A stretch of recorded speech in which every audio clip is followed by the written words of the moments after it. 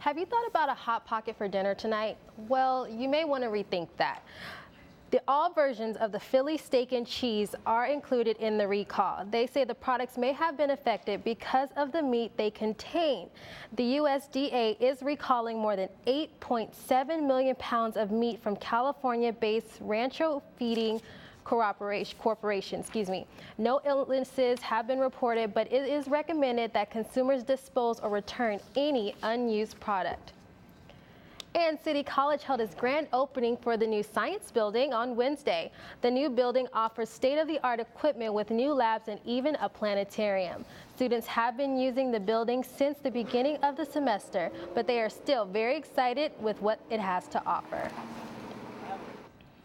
I came here and there's this awesome new building and it's really pretty and it's nice to look at and the seats are really comfortable actually, surprisingly.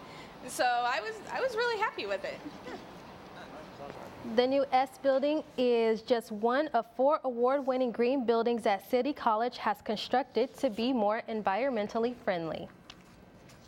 And in honor of Black History Month, City College offered a free viewing and discussion of Fruitvale Station. Fruitvale Station, which was originally shown at the Sundance Film Festival last year, was written and directed by Ryan Coogler, a California State University of Sacramento graduate. The film follows the true events leading up to the death of Oscar Grant, a 22-year-old who was killed by the Bay Area Rapid Transit.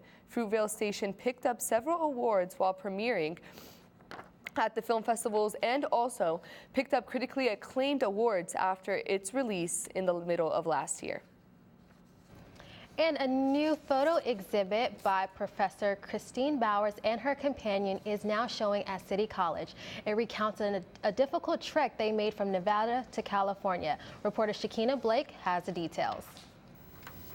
To Walk Away from Battle Mountain is a story of survival told through photography. In 1996, City College teacher Christine Bowers and her companion Lee Berthold traveled 350 miles in 35 days in the backcountry from Battle Mountain in Nevada to Death Valley, California. Christine and Lee are photographers and backcountry explorers. My partner was always interested in doing a long trek, a long winter trek, and he was always interested in the Donner Party and would they have survived if they had traveled a more southern route. The Donner Party of the 1840s is infamous. They starved and died as they traveled through the Sierra Nevada to get to California. The group even resorted to cannibalism to stay alive. Christine and Lee traveled a more southern route toward Death Valley, but the trek was still very difficult. 1996 was one of the harshest winters on record, and Lee and Christine's trip took 5 days longer than expected. She told me some of the things they had to endure during that 35-day trek. Drinking cold water while it's minus 20 degrees, minus 30 degrees. My partner had succumbed to frostbite, fingers, toes, his ears. I had succumbed to some hypothermia. The pictures capture some of the brutal conditions as well as the beauty of the outdoors. Christine hopes their exhibit will encourage visitors to endure their hardships and struggles. They make them stronger individuals. For Newscene, this is Shakina Blake. And if you'd like to see Walk Away from Battle Mountain, it's at Lux Gallery on the 5th floor of the B building, and it runs until February 28th. And here at City College, our men's basketball is having a breakout season. Carrie Bryan is here with sports. Yes, that's right. Thank you, Natay, and thank you, Heidi. Our very own City Knights are on fire. After destroying Imperial Valley 105-79, the men's basketball team is now 7-0 and inches away from the conference championships. The Knights are currently on a 4-game winning streak with help from freshman standout Chris Burton, who was just named Athlete of the Week in the Pacific Coast Athletic Conference. The guys close out the season tonight with a home game against Southwestern, and if they win, it would give the Knights the PCAC title. And playoffs are afoot for the San Diego Sockers, and the team is in full preparation for the 2014 Ron Newman Cup Championships.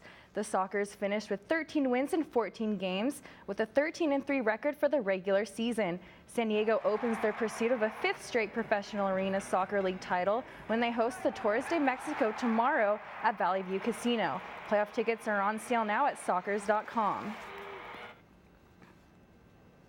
And say hello to the newest member of the Philadelphia 76ers. Bensalem High School senior Kevin Groh was manager for his school's team the last 4 years. until his coach let him play in the final 2 games of the season.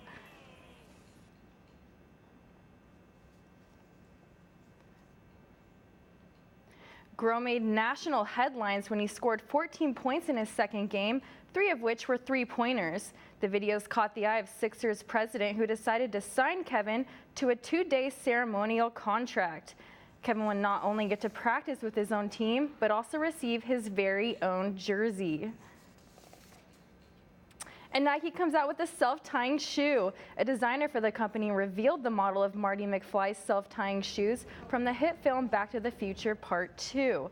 The 1989 sequel debuts Michael J. Fox's character using the futuristic footwear when he travels to 2015.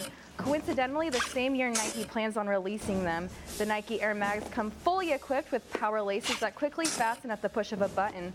And with only a limited number of pairs in the making, Nike plans on auctioning off the shoes with all proceeds towards the Michael J. Fox Foundation for Parkinson's Research. And last but certainly not least, if you have been tracking the Winter Olympics, you already know that the closing ceremony is taking place this Sunday at 11 o'clock a.m. Eastern Time. The event will signify the end of another competitive Olympic Games and will also set up for the next Winter Olympics that will be taking place in South Korea in 2018.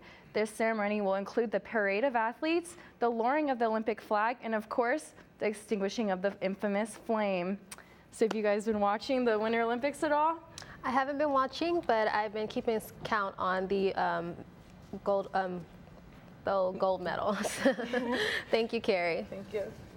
And Apple reveals they're holding their first ever iTunes Festival next month. Alexa Bororo will tell us who's expected to hit the stage when we return. What's up?